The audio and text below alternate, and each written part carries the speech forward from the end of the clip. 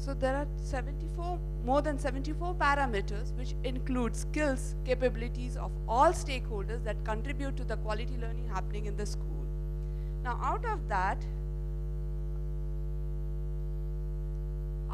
some of them are actually more than 25 parameters are student skills, more than 18 are teacher skills, more than 15 are school infrastructure, and more than 8 parameters are actually from the school brand. Now let's understand, since in the interest of time we thought that we'll take only 2 case studies. So let's see, if you want to improve the students' competitive exam readiness, we always think that there are 2 major parameters. One is conceptual understanding and one is problem solving skills. So what are the parameters that actually constitute these problem solving skills or conceptual understanding? So when we talk about student skills here, we talk about the competency skills, social and behavioral skills that comes into it. These are interconnected to each other, and we have found out that each one of them actually is connected or is contributing to the another parameter. So in the interest of time, as I have said, we will talk about problem solving skills and conceptual understanding. Now when we talk about problem solving skills, what are the factors that are actually important in developing problem solving skills in students? Now what we have seen at myNalanda is that there are 6 major contributors. Now I would like your attention to these parameters, because if you see, when we talk about problem solving skills, it's always about conceptual understanding, how conceptually the student is getting understand. But if you see, the major 6 contributors are attention quotient, memory, ability to express, and hardworking tendency. And after that comes this conceptual understanding and learning attitude. And to what extent they are actually contributing is we have done. If you see, these parameters contribute more than 60% to the problem solving skills. What does this mean to us? This means that if the school wants to improve problem solving skill in students, they need to actually focus on these parameters first. Does that mean that other parameters like creativity or thought originality or brain flexibility not important? Those are important, but they contribute to only certain aspect, to a lesser extent. The major thing that we need to focus is the student attention quotient enough? Is the memory of my school or in students is good? Ability to express, this is what was a surprise to me, because how ability to express or ability to comprehend is responsible for problem solving skills. This is because if you don't understand the problem, or if you are not able to if you are not able to comprehend the problem in a proper way, the student will not be able to solve the problem.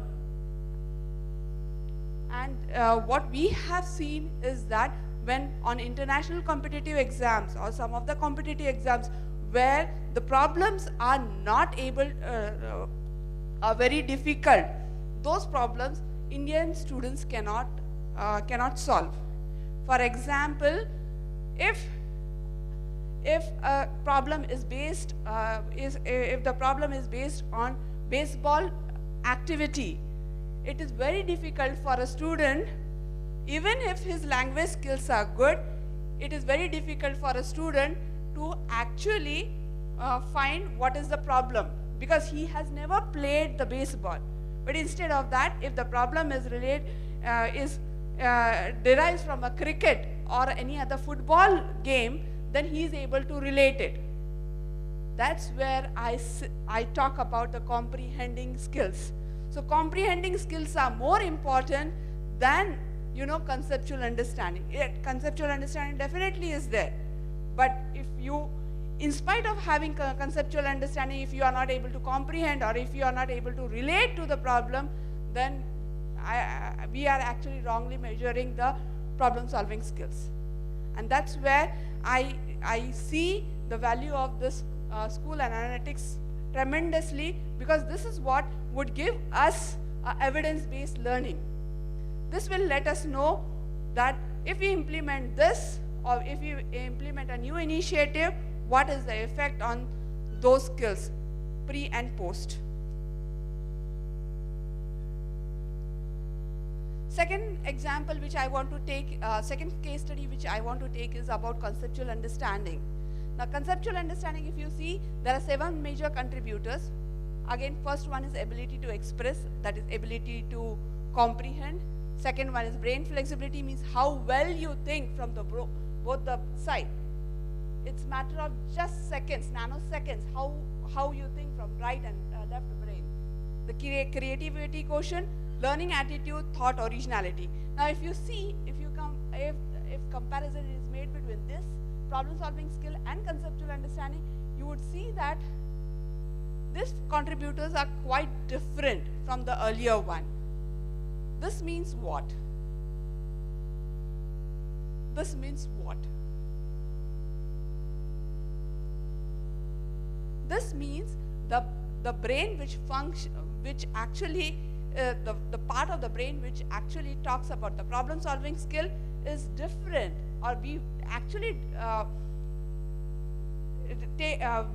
actually use a different process when you are talking about problem-solving skills, and we use different process for conceptual understanding. This means that.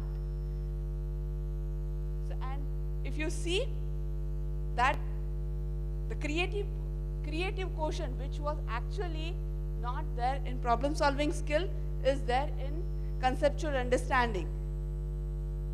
This means what? This means that the conceptual understanding is more creative process, whereas problem-solving skill is more recall-based. And that's why the memory, the audio-visual observation, or the memory which is based on audio-visual, is more important in problem-solving skill than in conceptual understanding. And if you see the resourcefulness, the contributors, the skills like resourcefulness or problem-solving skill. Resourcefulness means how a student is able to manage in limited resources. That's the quotient that we actually measure. These two are actually these two are interconnected. They are cause and effect of conceptual understanding. Now, some of us might ask, why should I do so much of jugglery? If I get so much, why should I do so much of jugglery in understanding what are the underlying skills of particular student or particular class or particular school, and why should I do all these things? This is because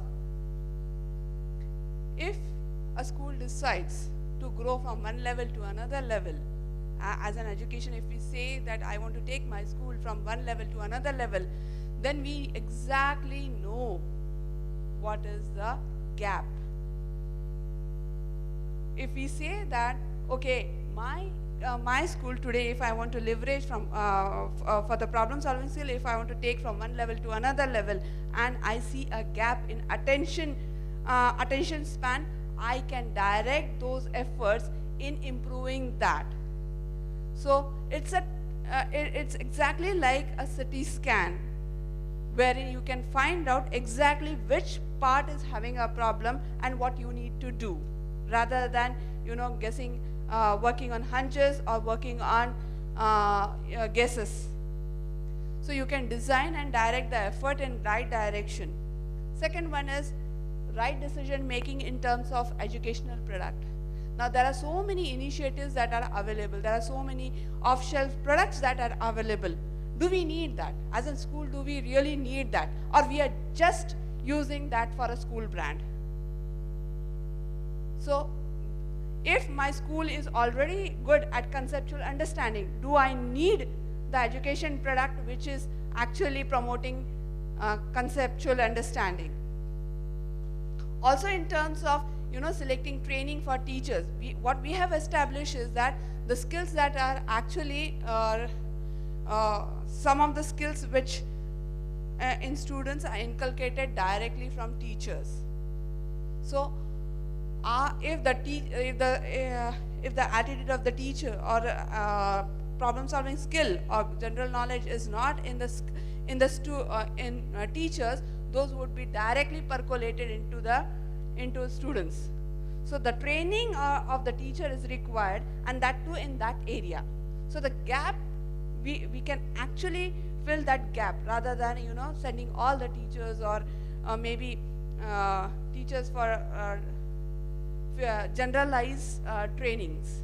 So we understand that gap, and we can fill that gap through teachers training. So that's where this analysis is very important, and many more benefits can be taken out from this. Also, some of us design the curriculum and learning processes. So when some of the school says that we design our own curriculum, when we understand this gap where we are, that gap can be filled with the curriculum.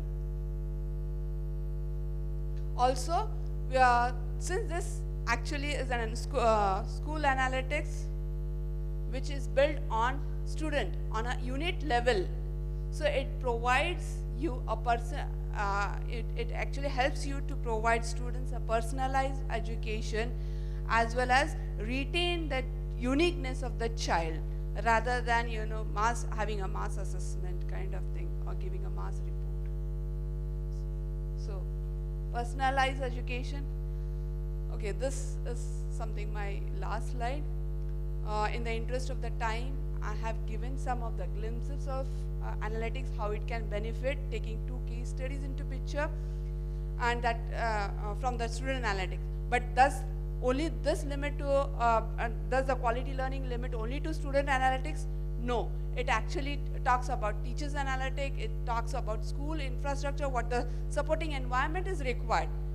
And if you see, even if we provide better infrastructure, better teachers, or good training to the students, if these efforts are not sustainable, then it is very difficult for a school to provide education. So school brand is equally important, and stitching them, all these stitching them, the ROI, the quality education, the finance, stitching them to the skills that are actually are developed in the students is, I will actually give you the quality learning happening in the school.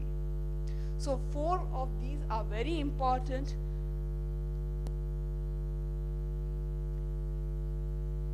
Thank you all.